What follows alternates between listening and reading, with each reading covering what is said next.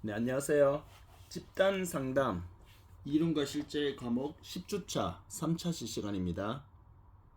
자, 오늘 우리가 지금 3차시 이 온라인 수업에서는 수업 시간에 이미 공지 드린 대로 11월 7일 날 우리가 수업했던 내용에 대한 우리가 전체 요약했는 그런 내용으로 수업을 진행하도록 하겠습니다.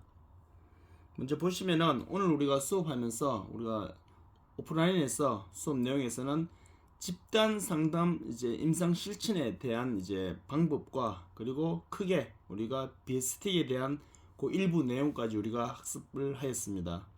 그래서 지금 이 시간에는 우리가 오늘 낮에 보았던 집단 상담 임상 실천의 개관에 대해서 다시 한번 정리를 한번 해보도록 하겠습니다.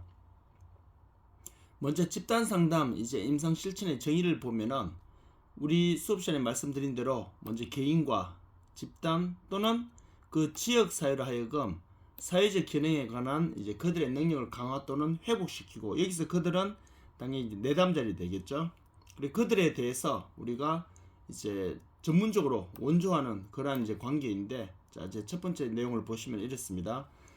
우리가 모든 방법에 있어서 특히 집단 상담의 이제 임상 실천에 있어 이제 이유를 보면은 먼저 전문적으로서의 상담사는 다양한 역할을 해야 된다고 나와 있는데, 왜냐하면은 클라이언트, 즉 우리에게 상담을 받으러 오는 이 내담자 클라이언트들은 사실 한 가지 문제 때문에 오는 사람들도 혹 있을 수는 있겠지만, 대부분 클라이언트들에게 있어서 이 문제는 복합적인 문제가 대부분입니다.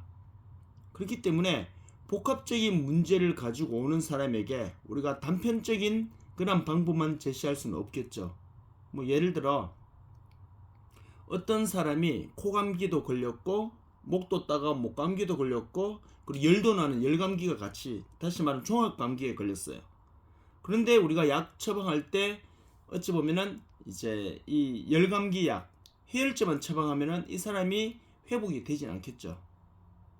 다시 말씀드리면은 우리가 이 여러 가지 복합적인 감기에 걸린 사람에게는 우리가 종합감기약을 처방해야지만 그 사람이 나을 수 있는 것처럼, 우리 임상 실천에서 보면은 우리가 만나는 많은 클라이언트들은 여러 가지 복합적인 문제로 오기 때문에 우리가 다양한 역할을 할 수 있는 그런 이제 역량이 있는 사람이 되어야 되겠죠. 그렇기 때문에 자, 집단 상담에서 임상 실천의 이유는, 자, 첫 번째 내용 보겠습니다. 개인의 문제 해결 및 대처 능력을 이제 강화시키는 것인데, 여기서 개인은 당연히 클라이언트, 내담자가 되는데, 밑에 이제 부연 설명을 보시면은 상담사는 개인이 스스로 자신의 문제를 해결할 수 없거나 욕구를 충족할 수 없을 때 조력자가 되어서 그것을 지지해주는 상담자나 교육자 역할을 한다고 했는데, 우리에게 오는 이 클라이언트들, 상담을 받으러 오는 이 내담자들, 무언가가 결핍이 되었기 때문에 오는 것입니다. 예를 들어서 제가 수업 시간에도 사례를 들어서 설명드린 것처럼 배가 고픈 사람이라고 해서 다 가난하다고 볼 수 없죠. 끼니를 걸렀다고 해서 아침을 못 먹고 점심을 못 먹었다고 해서 그 사람이 가난한 클라이언트라고 우리가 볼 수가 없습니다. 왜냐하면은 그 사람이 바빠서, 아니면 입맛이 없었어, 또는 수업 때문에 그래서 이제 식사를 못했는데, 수업을 마치고는 비록 배는 고프다는 그런 욕구가 이제 쉽게 말하면은 음식에 대한 욕구가 결핍되어 있는데, 하지만 일정 시간이 지나고 나면은 끼니를 해결할 수 있는 능력이 본인한테 있거나, 또는 집에 돌아가서 자기 집에서 끼니를 해결할 수 있는 사람은 결핍된 욕구를 스스로 해결할 수 있는 능력도 같이 지니고 있습니다. 그렇기 때문에 그런 사람은 우리가 클라이언트, 즉 내담자라 볼 수가 없죠. 하지만 자신 스스로 어떤 문제가 발생했을 때 그 문제를 스스로 해결할 수 있는 능력까지 같이 결핍된 사람, 그런 사람들은 그냥 놔두면은 스스로 해결할 수 있는 상황에 오지를 못하는 것입니다. 그렇기 때문에 보시면은 욕구를 충족할 수 없을 때 이 상담가는 조력자가 되어서 지지를 해주고, 서비스를 제공해 줄 때는 이제 상담가들은 서비스랑 서비스를 연결해주는 그런 중개자 역할을 할 수도 있고, 또 다양한 역할을 할 수 있기 때문에 우리가 이 임상 실천에서, 집단 상담에서 임상 실천을 하는 이유는 바로 말씀드렸듯이 개인의 문제 해결 및 대처 능력을 강화시키기 위한 것, 뭐 이렇게 기본적으로 이해하시면 될 것 같고요. 그리고 이제 개인과 자원, 서비스 기회를 제공하는 체계를 연결하는 것. 제가 앞서도 설명드렸던 그러한 내용들이라고 보시면 될 것 같습니다. 보통 우리가 이 상담가라고 해서 모든 자원을 다 가지고 있는 건 아니거든요. 상담가들은 어찌 보면은 이제 역량을 강화시켜주는, 임파워먼트 해주는 그런 이제 역할을 하는 것이 이제 상담가의 역할인데, 그러면은 예를 들어서 A라는 내담자가 왔어요. 이 사람은 이제 자녀를 혼자 키우는 한부모 가정이라 가정해 볼게요. 미혼모 가정인데 이분은 지금 현재 우울증이 심해요. 앞으로 내가 이제 어떻게 살아야 될까? 앞으로 내가 어떤 이제 삶을 살아가야 될지 아이를 데리고 막막해 하면서 도무지 선택할 수 있는 길도 없고 많이 힘든 상황에 있는데 그러다 보니까 우울증이 생긴 거예요. 이 우울증의 문제는 심각한 경우에는 병원 치료와 함께 약물 치료도 같이 병행해야 되겠죠. 하지만 기본적인 일반 이제 우울증은 우리가 이 상담가의 이 지지와 또 어찌 보면은 상담가와의 라포 형성이 된 상태에서의 어느 정도의 심리적 지지가 있으면 많이 회복이 된단 말이에요. 그러면은 이 사람이 어느 정도의 우울증이 있을 때 상담가를 만나 어느 정도의 지지를 받고 우울증 회복이 되었다면은 모든 것이 해결되었을까요? 아니죠. 이 사람의 근본적인 문제, 취업을 할 수 있도록 예를 들어서 뭐 국비를 통해서 또는 이제 뭐 여러 가지 매개체를 통해서 취업을 할 수 있는 그러한 자원과 연결을 시켜줘야 되겠죠. 왜? 상담가가 취업 교육이나 아니면 취업 알선까지 할 수 있는 그런 상황은 아니거든요. 그렇기 때문에 상담가들은 개인과 개인에게 이 서비스를 연결해주는 이 중개자의 역할도 굉장히 임상 실천에서 중요한 역할이다, 이렇게 보시면 되겠죠. 그렇기 때문에 대부분 내담자들은 정보 부족으로 인해서 정보의 접근성이 많이 결핍되어 있기 때문에 이 중개자 역할이 무엇보다도 더 중요한 시점이다, 이렇게 여러분들이 이해하시면 될 것 같습니다. 그리고 이 체계의 효과적이고 인도적 운영을 촉진시키는 것이다. 자, 이게 바로 뭐냐면은 예전의 전통사회에서 우리가 내담자들에게는 어찌 보면 이 인간 대 인간으로 만나는 자리임에도 불구하고 일방적인 무조건적인 이 전달식으로 이루어졌단 말이에요. 다시 말하면은 이 내담자는 수동적인 그런 존재로 여기는 경우가 굉장히 많았단 말이에요. 예를 들어서 너는 지금 힘드니까, 너는 지금 무언가 스스로 결핍된 욕구를 해결할 수 있는 능력이 너한테 없으니까 너는 이 상담가를 통해서 아니면 이 센터를 통해서 이렇게 받으면 너는 감사해야지. 이러한 굉장히 일방적인 관료주의적 체계에서의 전달식으로 모든 것이 이루어졌단 말이에요. 그러다 보니까 밑에 나와 있는 인간적 존엄성과 권리를 침해하는 경우가 굉장히 많이 있었습니다. 하지만 지금은 체계적이고 효과적인 인도적 운영을 촉진하는 것이 바로 임상 실천 영역에서 이루어지고 있는데, 바로 내담자를 우리가 수동적인 존재로 보는 것이 아니라 능동적인 존재로 스스로 그 문제를 해결할 수 있는 역량이 그 사람 내면에 있다는 전제 조건 하에 강점 관점으로 개입을 하니까 훨씬 더 효율성과 효과성을 위해서 모든 것이 이루어질 수 있다, 이렇게 볼 수 있겠죠. 그래서 이제 임상 실천에서 집단 상립 이제 하는 이유는, 아까 말씀드렸던 집단 상담의 임상 실천 이유는 체계적이고 효과적인 인도적 운영을 촉진시키기 위해서 이제 이루어지는 내용들이다, 이렇게 보시면 되고요. 그리고 마지막에는 사회 정책의 개발에 이제 기여하는 것.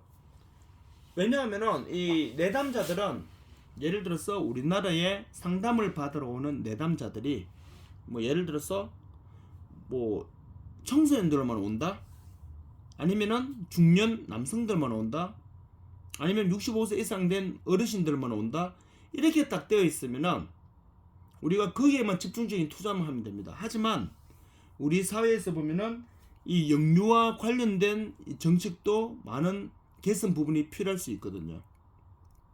그리고 뭐 두말할 것 없이 청소년들의 문제도 다양하게 지금 현재 이제 나타나 있습니다.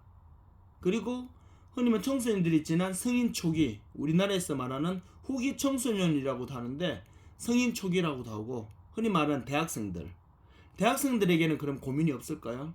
가장 혈기왕성하고 무엇이든지 할 수 있는 기회가 주어진 이 대학생들에게는 그러면은 걱정 고민 하나도 없을까요? 분명히 있단 말이야.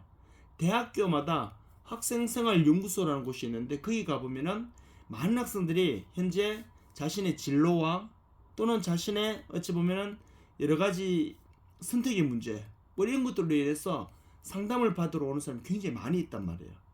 그렇기 때문에 지금 현재 우리나라는 각계각층 여러 계층에 따라서 해결해야 될 문제들이 굉장히 많이 팽배해 있단 말이에요. 하지만 중앙정부인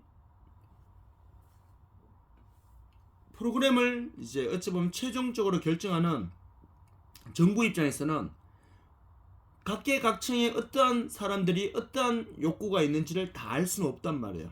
그렇기 때문에 최선 1선에서 최고의 어찌 보면은 이제 필드에서 내담자와 만나는 이 상담가들은 아동을 만나는 상담가는 아동들이 무엇이 더 필요한지 어떠한 정책이 나오면은 이러한 문제를 해결할 수 있는지 노인을 대상으로 만나는 상담가들은 현재 노인들에게 있어서 어떠한 정책이 만들어지면은 새로운 프로그램이 나오면은 노인들의 문제를 더 완화시킬 수 있는지 뭐 이런 기타 등등의 다양한 영역의 사람들이 결국 뭐냐 하면은 상담을 통해서 필드에서 새로운 의제들을 만들어내면서 새로운 의제들을 모음으로 해서 그 사회의 문제점들 하나씩 해결해 나갈 수 있는 하나의 시발점이 될 수 있다는 거죠. 그렇기 때문에 이 말씀드렸던 집단 상담에서의 이 상담가에 대한 임상 실천은 바로 사회 정책을 더 개발시키고 더 나은 쪽으로 향상시키는데 많은 기여를 할 수 있다라는 그런 장점을 지니고 있다 이렇게 보시면 됩니다. 자, 이 내용은요 우리 선생님들이 집단 상담 실천을 하는 이유는 그냥 문자적으로 한번 읽어보시면 됩니다. 이거는 굉장히 중요한 개념이고 이론적인 내용이고 이런 게 아니기 때문에 가장 베이스가 되는 기초적인 내용이니까 뭐 그 정도 선에서만 보시면 될 것 같고요.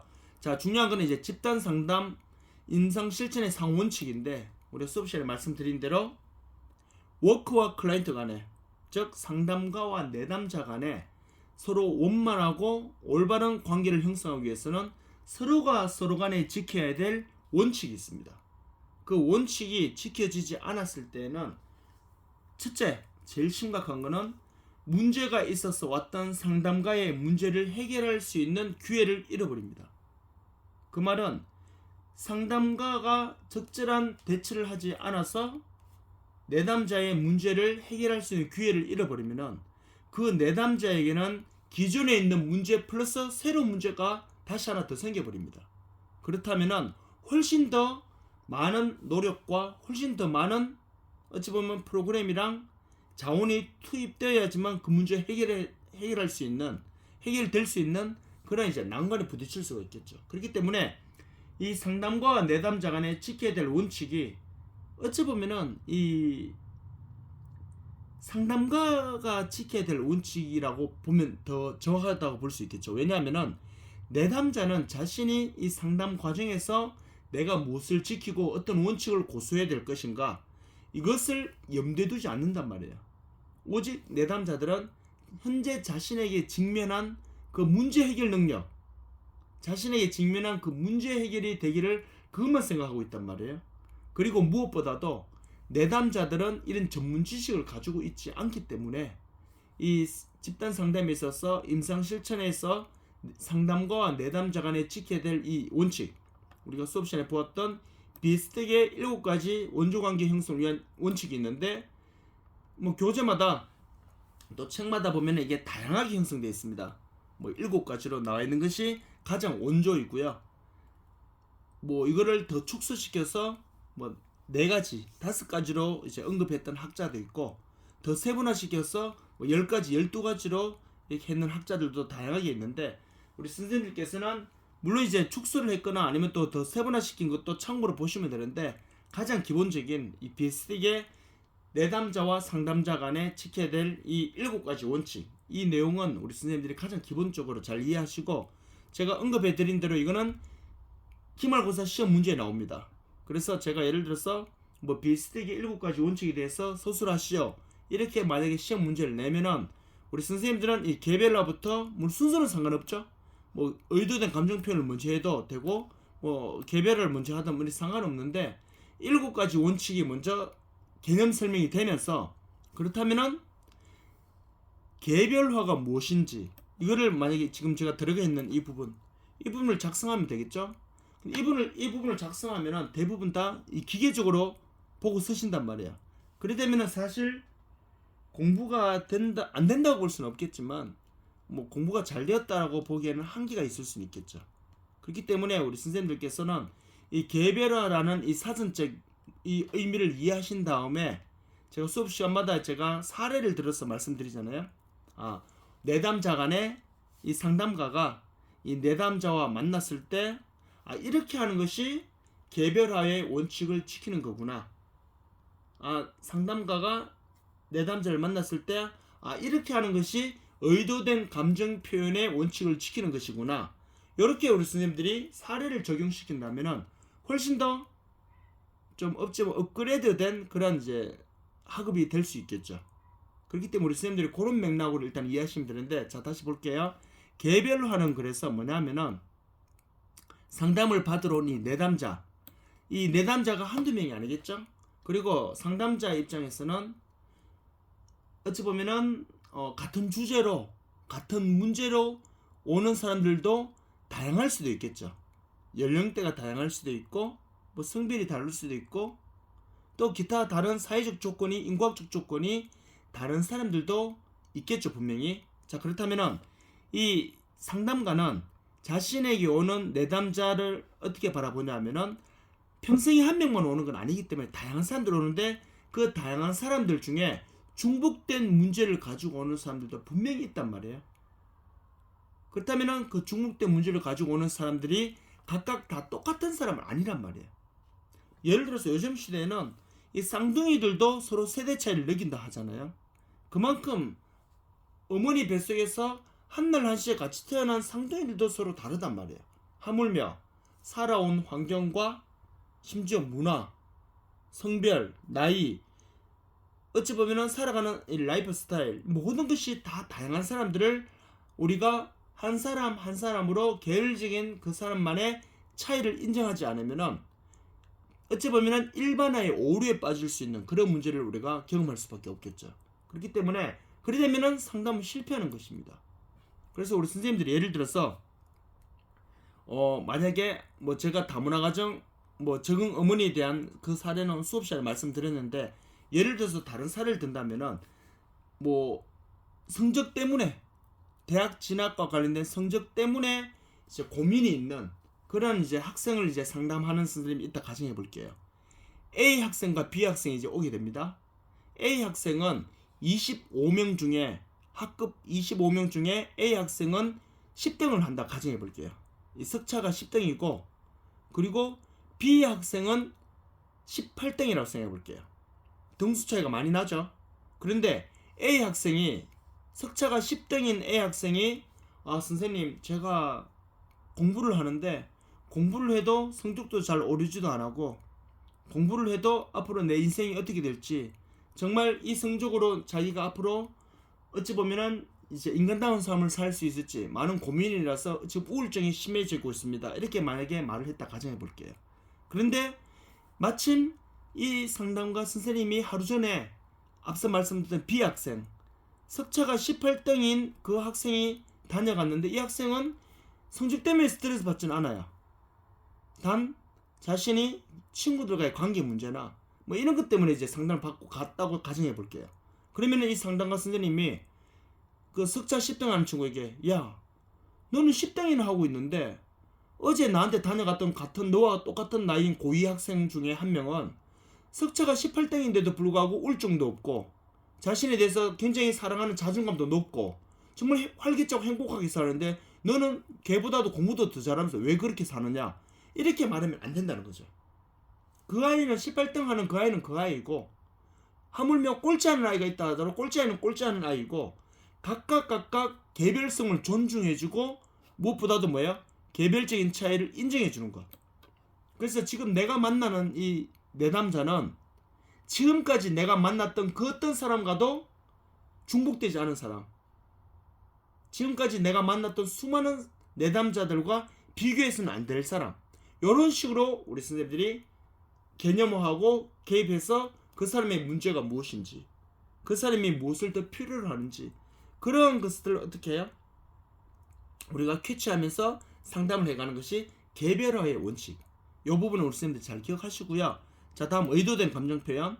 이것도 제가 수업 시간에도 사례를 들어서 말씀드렸었는데, 의도된 감정 표현은 사람은 본능적으로 자신에게 있는 그 치부, 이 치부를 드러내기를 싫어한단 말이에요. 본능적으로.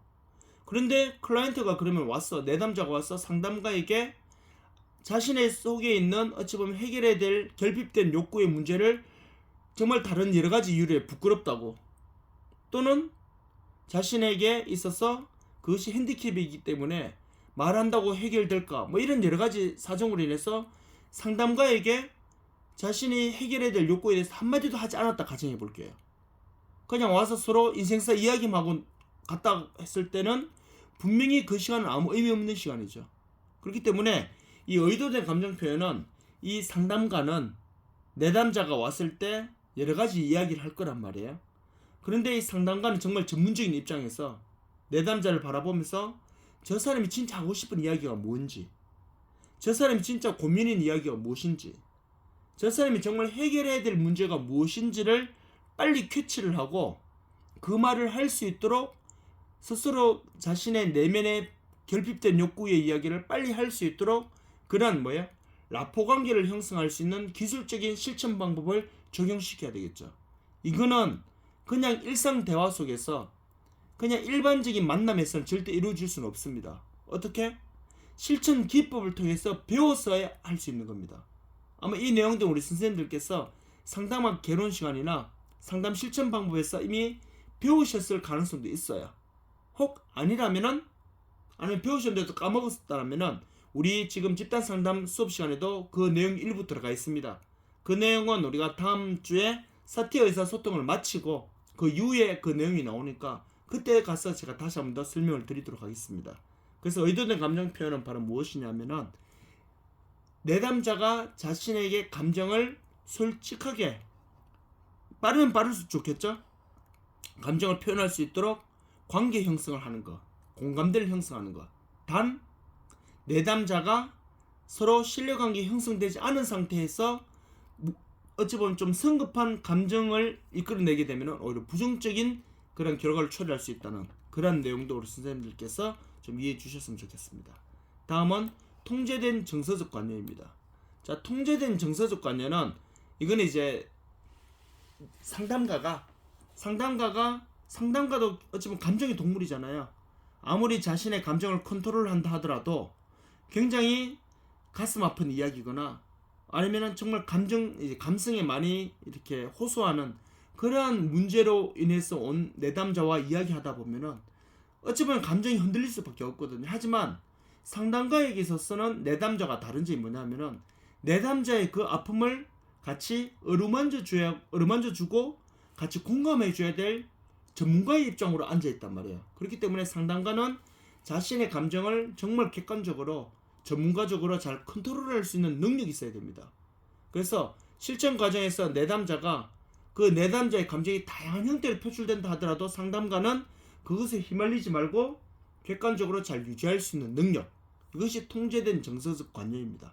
자, 그런데 오해는 하지 말아야 될 게 바로 뭐냐면은 내담자가 감정의 표현을 다양하게 한다고 해서 상담가가 어찌 보면 우리가 이런 표현을 좀 쓰고 있죠. 바늘로 찔러도 피 한 방울 안 나오는 것처럼, 그런 어찌 보면 AI처럼 자본주의적 관계에 그런 자본주의적 얼굴을 하면서 정말 요동도 없이 정말 그냥 로봇이 하는 것처럼 표정의 감정도 없이 그렇게 하라는 건 절대 아닙니다. 오히려 그렇게 하면 더 마이너스가 될 수 있습니다.